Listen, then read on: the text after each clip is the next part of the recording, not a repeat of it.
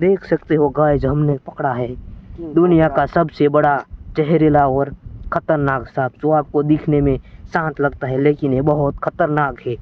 अब इसे हम एक खुली जगह पे छोड़ने वाले हैं। इसका रेस्क्यू किया है हमने। इधर बत्ती कर यार। अब निकलेगा वो। इधर ला, टॉर्च दे मेरे को। गाइस, इसमें से निकलेगा वो। किधर गया? वो रहा। आजा।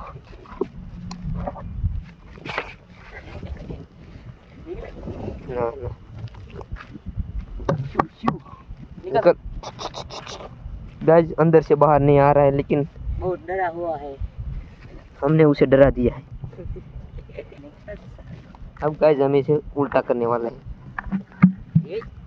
अब वो नीचे गिर गया होगा। देख सकते हो, काफी डरावना है। खा पी के मोटा हो चुका है। अभी 2-4 चूहे निकल गया है। गाइस, अभी इसने खाना खाया है इसीलिए वो आराम कर रहा है। देखो, हिल भी नहीं रहा है। भागा भागा गाइस, भागा।